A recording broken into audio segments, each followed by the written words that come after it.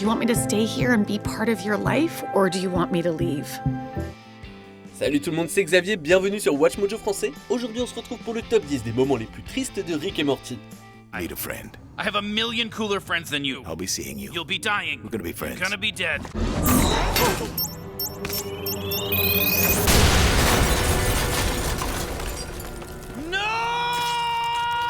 Pour cette liste, on va examiner les moments les plus déchirants, tragiques et étrangement émotionnels de l'une des émissions les plus drôles de la télévision. Mais faites attention, il y aura des spoilers. Quels moments de Rick et Morty vous ont fait sortir les mouchoirs? Dites-le moi dans les commentaires. Numéro 10, Rick est un horrible père. Rick n'est pas le meilleur père, ou grand-père, ni beau-père d'ailleurs. Dans sa relation avec Bess, Rick évite souvent de parler de ses défauts parentaux. She wasn't supposed to come back. Why did she? Well, she found a bomb in her neck, wouldn't you? Father of the Year. Shut up! Lorsque la famille gagne une autre Bess, Rick est le seul à vouloir déterminer laquelle est le clone. En observant une mémoire effacée, Rick découvre que Bess lui a demandé de décider s'il voulait qu'elle fasse partie de sa vie. I know what I want to do.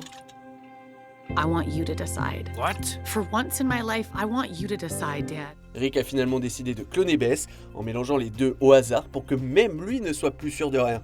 La saison se termine par un moment d'introspection. Rick admet ce que tout le monde sait déjà. I'm a terrible father.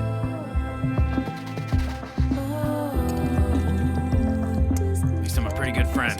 Rick a échoué en tant que père, mais il voit l'occasion de bien faire pour Phoenix Person, mais le navire a peut-être déjà quitté le port pour ça aussi. Numéro 9, Roy, une vie bien vécue. Parfois, Rick et Morty présentent un personnage qui ne reste pas longtemps, mais pendant ce court laps de temps, nous développons avec lui un lien étonnamment profond. Prenez Roy Parsons par exemple.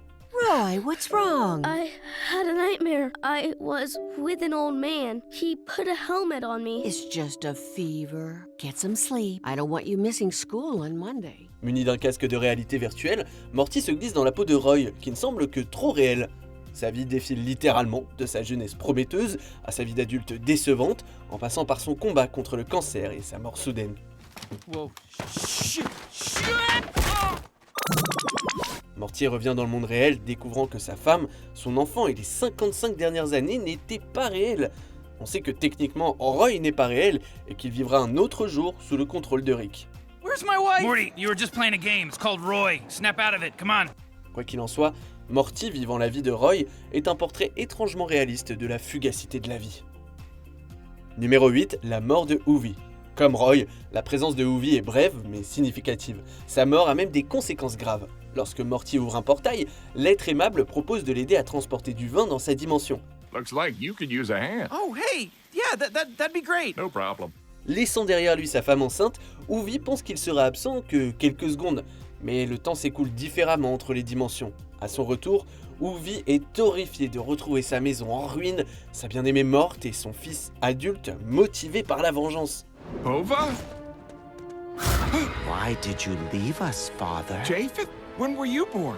Japheth poignarde son père, croyant qu'il les a abandonnés. Dans son dernier souffle, Hoovy tente d'expliquer que ce n'était pas sa faute, déplaçant la rage de Japheth vers Morty.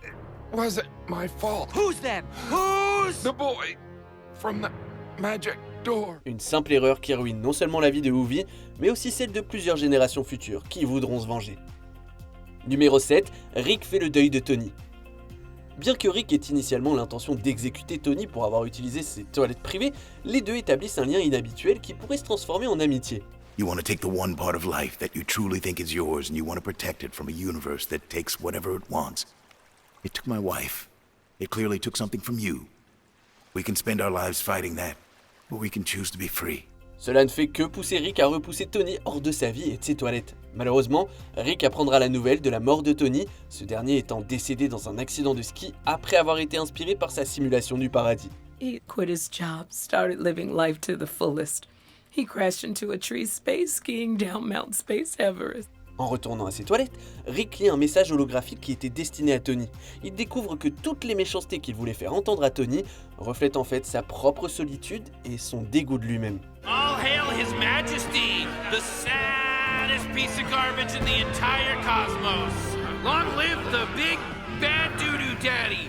Rick réfléchit à l'amitié qui aurait pu être, ainsi qu'aux innombrables relations qu'il a auto-sabotées. Numéro 6, Morty et Planetina rompent. Parodie féminine de Capitaine Planète, Planetina en vient à aimer Morty presque autant qu'elle aime l'environnement. Surprise! What are you doing here? I told my kids I went out to recycle batteries. All kidding aside, everyone should discard used batteries at proper disposal centers instead of tossing them into a regular waste bin. Morty lui rend l'appareil, allant même jusqu'à tuer les enfants de Planetina lorsqu'il tente de la vendre. Mais leur relation prend une tournure encore plus sombre, car Morty découvre jusqu'où Planetina est prête à aller pour éviter de polluer.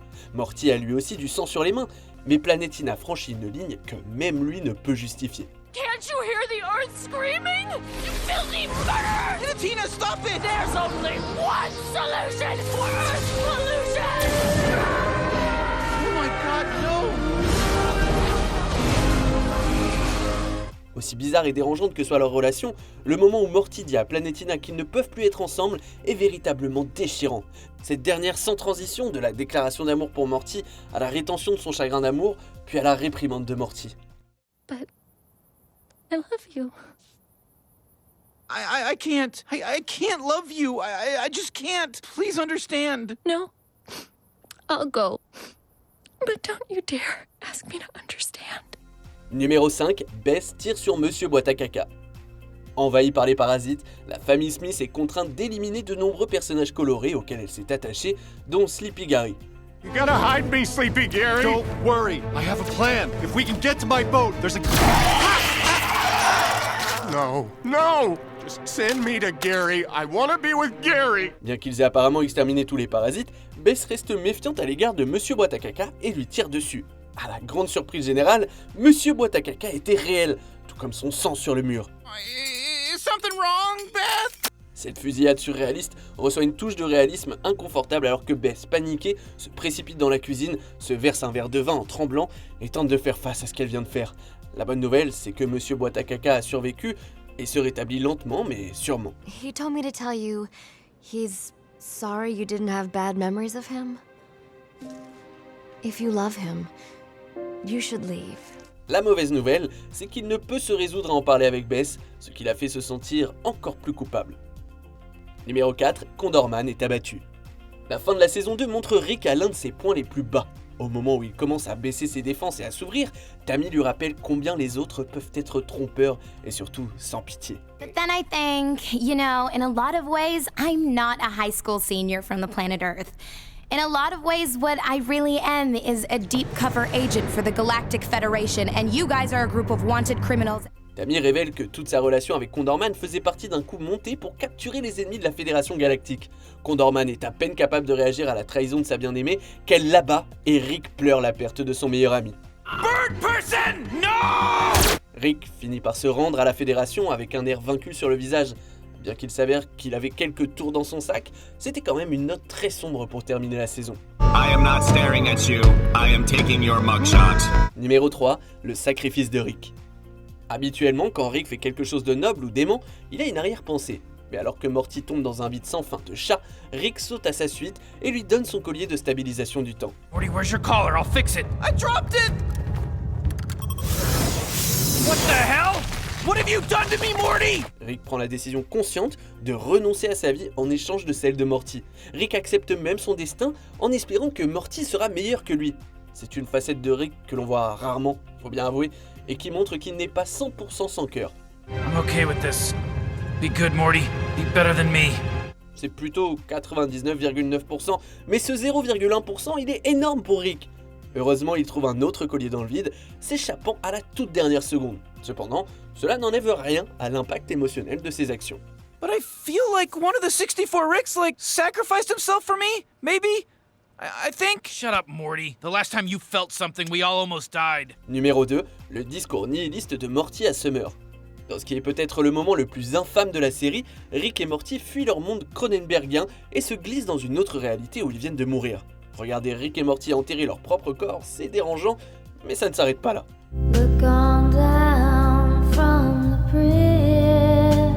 Quelques épisodes plus tard, Morty parle à Summer des tombes dans le jardin et de ses véritables origines. That out there, that's my grave. Wait, what? On one of our adventures, Rick and I basically destroyed the whole world. So we bailed on that reality and we came to this one. C'est un rappel qui nous prend au dépourvu, la série ayant été jusqu'alors essentiellement épisodique. Ce qui est encore plus choquant et déprimant, ce sont les mots de Morty à Summer sur le non-sens de l'existence. So, you're not my brother? I'm better than your brother. I'm a version of your brother you can trust when he says don't run. Nobody exists on purpose. Nobody belongs anywhere. Everybody's gonna die. Come watch TV. Que vous trouviez la vision de Morty sombre ou identifiable, c'est un moment brutal qui ajoute de nouvelles couches au personnage et à la continuité de la série. On arrive presque à la fin. Nous publions de nouvelles vidéos chaque jour, alors avant de continuer, abonnez-vous et activez la petite cloche et les notifications sur téléphone pour ne rien rater. Numéro 1, réinitialisation de la relation de Morty. Vous savez, la séquence d'ouverture de là-haut. Cette séquence n'est pas aussi dévastatrice, mais elle s'en approche. Jouer avec son bouton de réinitialisation n'est plus nécessaire lorsque Morty rencontre la fille de ses rêves.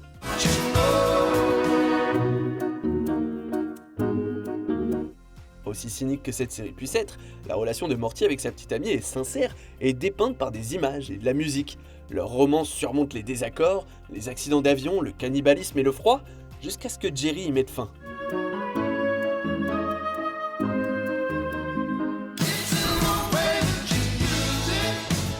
Morty n'est pas en mesure de réécrire la relation, bien qu'il soit sous-entendu que sa petite amie pourrait se souvenir de lui plus tard.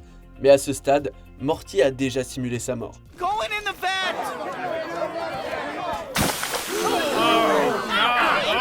Si une partie de nous ne peut s'empêcher de rire de cette absurdité tragique, il est légitimement bouleversant de voir cette belle relation se dissoudre dans l'acide.